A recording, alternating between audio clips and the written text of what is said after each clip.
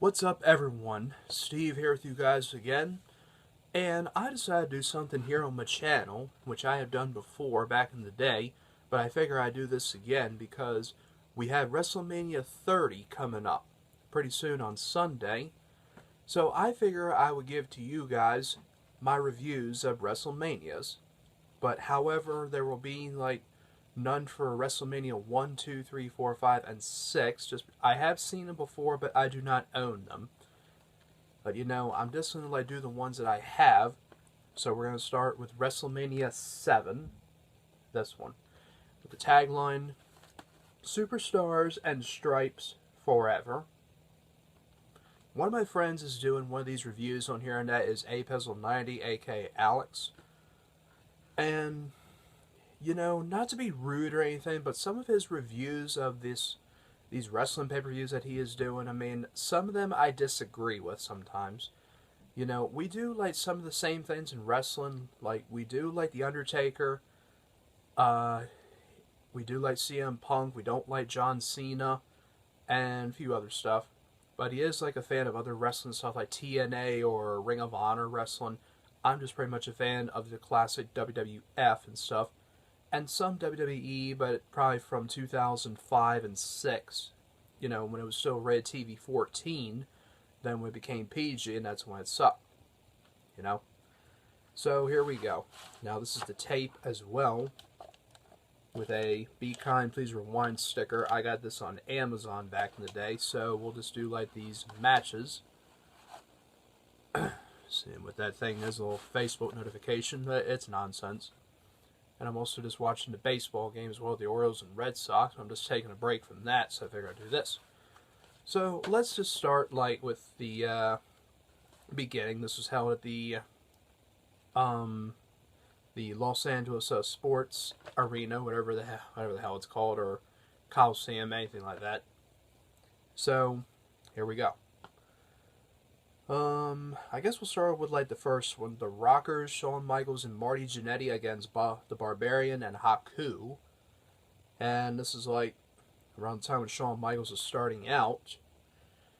Yeah, I pretty much liked Shawn Michaels when he was doing his Rockers gimmick with Marty Jannetty, but when he went solo and did his singles career, it was, of course, awesome. You really can't complain about it.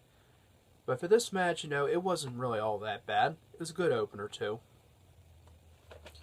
Next one is Tito Santana against the Mountie. Yeah, two wrestlers I didn't really pay much attention to that much. The Mountie, aka Do You Know Who I Am? Yeah, it was pretty much nothing. So there you go. I didn't really pay much attention to this match. I only paid attention to a few matches on the card on here. I didn't really pay much attention to a lot of them. Just sit up a little bit. Okay, next, and we also had the tag team of Demolition, here for the last time, against Tenryu and Kaito, or whatever, Japanese team, and Demolition would, however, lose to them. Demolition was definitely a very underrated tag team. I think they should be in the Hall of Fame, as they did feud with, the Hart Foundation and many others, too. Not sure about the Legion of Doom, but I didn't really, watch them when they started out. I watched Demolition later in the days, in 90 and 91, pretty much. Yeah, but their theme song was really good. It had a nice guitar sound, pretty good sound. Yeah, again, it was Here Comes the Axe, and Here Comes the Smash, the Demolishers, the Walking Disasters. Yeah. Alright. Next, the Legion of Doom, Hulk and Animal against Power and Glory. This match didn't even last 1 minute. Just what exactly was up with that? Was there even... Did this even need to happen to have a less than 1 minute match? I think not. But the Legion of Doom still won. So there you go. The Texas Tornado against Dino Bravo. Pretty good match as well. Texas Tornado is pretty good to watch, and both of these wrestlers, however, are not here anymore, unfortunately. But the Texas Tornado, I've seen him wrestle before, and I know he was an Intercontinental Champion as well. You know, he was pretty good to watch, but he still won this match. And then we also have Greg the Hammer Valentine against Earthquake. Pretty much not much to say about this. And the next one, the British Bulldog against the Warlord. Again, there's nothing really to say about it, but the next one I'm just going to get to because this is the, pretty much the more important match in here that started the whole thing.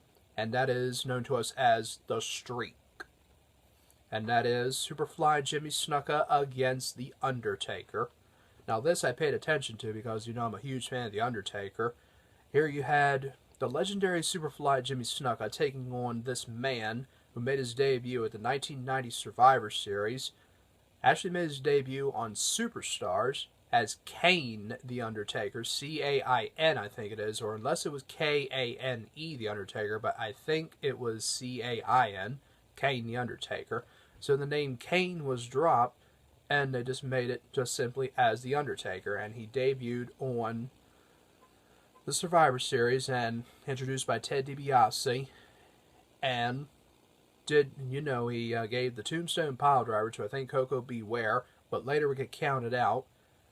So then he made his debut as well in the Royal Rumble, but got eliminated by Hawk and Animal.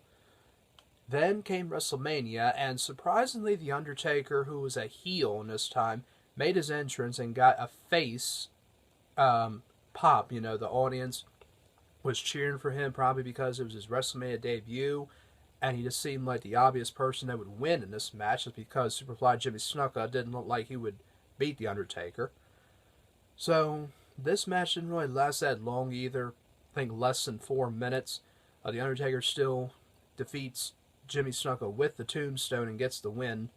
So yeah, quick match, but that's just the beginning of the streak. And there you go. Next, you have Virgil with Rowdy Roddy Piper in his corner against the $1 Million Man Ted DiBiase. And I think Virgil wound up winning this one. One of my friends was talking about this match and whatever they said about it. Now this one, yeah, I have to agree with Alex on this one. This was the blindfold match. Jake the Snake Roberts against Rick the Model Martel. Yeah, I didn't really pay much attention to it, but I did see some stuff of it on YouTube. And yeah, this definitely was not good at all. Moving on. Then we had the tag team title match, the Hart Foundation against Brian Knobbs and Jerry Saggs, the Nasty Boys. Excuse me, the Nasty Boys. Now, the Nasty Boys, don't get me wrong, their theme song is pretty, I say good, but also just had like a record scratch. It's like, I can't even make a sound of it. That's just pretty much the way it was, just the whole entire time. It may sound annoying, but they still were a memorable tag team. Not underrated like Demolition. I think some people would consider them overrated or anything, but still, they were a memorable tag team. Always feuding with the Hart Foundation and a few others. But the Nasty Boys still got the win in this one and became the new champions, much to the crowd's delight. I don't think they were pretty happy, though. Yeah, so there you are. Next, Intercontinental title match, Mr. Perfect, the champion, against the Big Boss Man. Now, the Big Boss Man, I just want to say, I was always a big fan of his gimmick in the 90s. When he returned to the WWF, I didn't care for it one bit, especially what he did to the Big Show's dad, even though it was part of the show, but that was not really nice on. I kind of lost respect for him. But he still was a good wrestler in the 90s. Then he had like a tag team with that Bull Buchanan guy, which I don't think it lasted for a year. Don't know exactly, but still, yeah, I did like the Big Boss Man and Mr. Perfect as well, even though I didn't really care for him as much as when he was a heel, but still, there you go. But Mr. Perfect would wind up retaining his belt. Now, we just move on to the last two matches, and we'll do this. The career match. The Ultimate Warrior against the Macho Man Randy Savage, where the loser must retire, something like that. Now, this match was good. The the Ultimate Warrior like wound up making his entrance, and he wasn't even doing his signature running. He was just walking to the ring. It was kind of unusual to see him do that. Just the way that seeing him do that was just, again, unusual. And Macho Man Randy Savage also had Sherry with him, Queen Sherry, because when I think he was called Macho King Randy Savage, and he had Queen Sherry with him when Miss Elizabeth was not in his corner. But the Ultimate Warrior would wind up getting the win, and Miss Elizabeth came out to the ring and got rid of Sherry, and that was when we saw the reuniting of the Macho Man and Miss Elizabeth, which was really good. You know, they hugged, and I didn't really cry or anything, but you know, it was a good thing to see that happen. And the Macho Man would still later appear in more matches, like 92 SummerSlam as well, and 93 Royal Rumble. Then would do like commentary with Raw, and that's when he left and went to WCW and never came back. Yeah. And that's it for that. So now we just move on to our main event, the WWF Championship match. Sergeant Slaughter, the WWF Champion, against the Immortal Hulk Hogan. Now, for this match, this was, you know, it was not bad, but in my opinion, we pretty much knew who was going to win. I mean, with the tagline, which was Superstars and Stripes Forever, you know, like USA, which Hulk Hogan always did, I think pretty much a lot of people knew who was going to win. I'm not saying predictable, but, okay, maybe, but still, I think we knew who was going to win. It just seemed obvious. So, if I'm not mistaken, Alex Trebek did commentary, like did ring announcing and announced the two guys, Sergeant Slaughter and Hulk Hogan. So, Hulk Hogan, who took like a little bit of a beating, got busted open, I think, still gets the leg drop on Sergeant Slaughter, and Sergeant Slaughter almost kicks out of the leg drop, but the three just comes down just before he gets his shoulder up, and still Hogan gets the win and new WWF Champion, just like that. Now, even though I don't like to give ratings and stuff, but for rating out of 10, you know, there were some good matches on here, despite The Undertaker's first match at WrestleMania and it being quick and stuff, but a few others, the blindfold match, which is just, you know, not good, and the Hart Foundation not retaining their titles, but just the career match, which was good, and I guess the WWF Championship match, but that's pretty much it. But for this one, I'm going to give this a 7 out of 10, just because some of the matches were good on there, and it's the beginning of the Undertaker's streak. There you are. So that's it for this review of WrestleMania 7, and I hope you all enjoyed. So please like this video, leave a comment, and subscribe. It's not a bad thing, it's a good thing.